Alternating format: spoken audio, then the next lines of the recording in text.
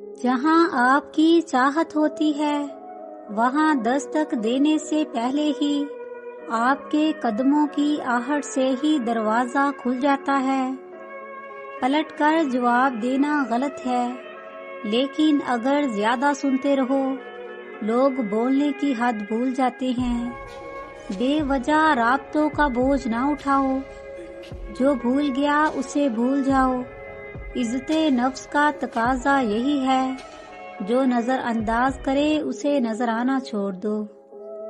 جب آپ ڈھونڈنا چھوڑ دیتے ہیں آپ کو سب مل جاتا ہے۔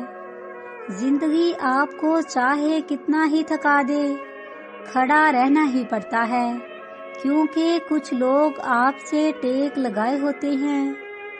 ہر رشتے میں غلطیاں تو ہوتی ہیں، مگر غلطیوں پر سمجھایا جاتا ہے، رشتہ توڑا نہیں جاتا۔ زندگی کے کچھ مقامات پر لاپرواہی سیکھیے، کیونکہ جس طرح ہر بات کہنے والی نہیں ہوتی، اس طرح ہر بات سننے والی بھی نہیں ہوتی۔ انسان اتنا بھٹک گیا ہے کہ اسے اپنے معاملات کا نہیں پتا، لیکن دوسروں کے جہنم جانے پر پورا یقین ہے۔ کوشش کرو کہ زندگی کا ہر لمحہ اپنی طرف سے ہر کسی کے ساتھ اچھے سے اچھا گزارو، کیونکہ زندگی نہیں رہتی پر اچھی یادیں ہمیشہ زندہ رہتی ہیں۔ اپنا وہ ہے جس کے ساتھ دل کھول کر باتیں کی جائے، نہ کہ صرف ادب یا سنبھل کے۔ زندگی میں اگر کوئی آپ کو روکنے یا ٹوکنے والا ہے تو اس کے احسان مند رہیے، کیونکہ جس باغ کا مالی نہیں ہوتا وہ بڑی جلدی اجڑ جاتا ہے۔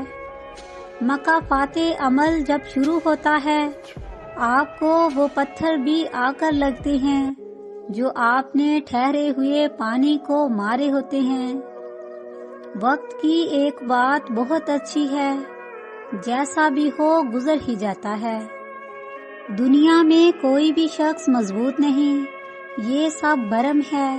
جو تمہیں حوصلہ دے رہا ہے وہ کسی اور سے حوصلہ لے رہا ہے۔ نیند زندگی کی سب سے میٹھی حقیقت ہے۔ صحیح وقت پر خود کو نیند کے سپرد کرنا اپنے وجود سے محبت کے اظہار کا سب سے احسن طریقہ ہے۔ انسان کو اپنی موجودگی وہیں اچھی لگتی ہے جہاں اس کی قدر اور احساس ہو۔ کوشش کرے کہ آپ کے الفاظ خاموشی توڑیں، کسی کا دل نہیں۔ کچھ لوگ ہمیں صرف اللہ کی پہچان کروانے کے لیے ہماری زندگی میں لائے جاتے ہیں۔ جہاں آپ کا ہونا نہ ہونا برابر ہو، وہاں آپ کا نہ ہونا بہتر ہے۔ فاصلے بلا وجہ نہیں ہوتے، رویوں کی دیوار ہوتی ہے درمیان میں۔